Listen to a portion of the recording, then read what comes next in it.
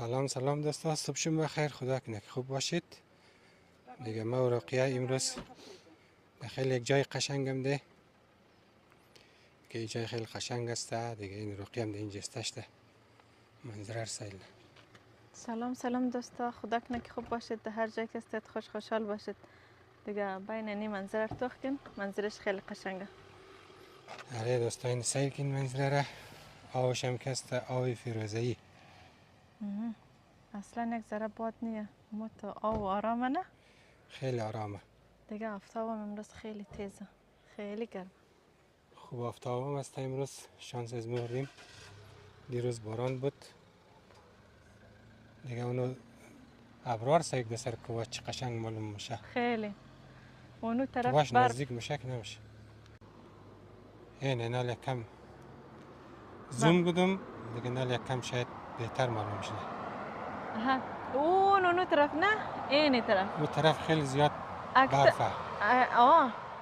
او بخیر زیاد برفه.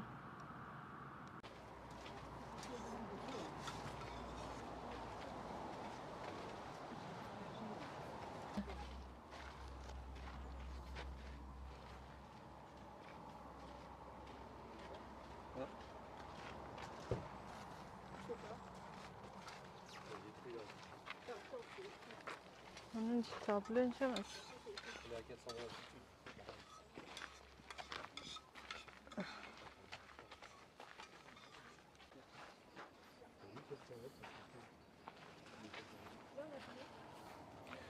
رقیه بیا اینج پیش سعی کن چه قشنگه.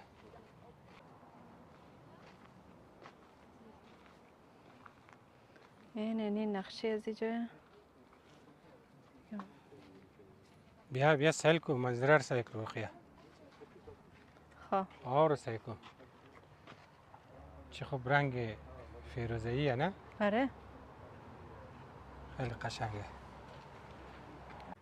دوستا شما بقیه ویدیو رو سیل کن جای را، منظره از جای را. دیگه ما و رقیه میخوای بری یک کم نان بخوری، خیلی گشناشتی. رقیه اون اینج دو دونه صندلی بود، اون یک دونش خالیش ده. خب دیگه ما مرم نان میرم اون جردیم بیش نان بخوری. دیگه دوستا بیل که بقیه ویدیو رو سیل کن. خواسته بر نان بیر. بر بیا.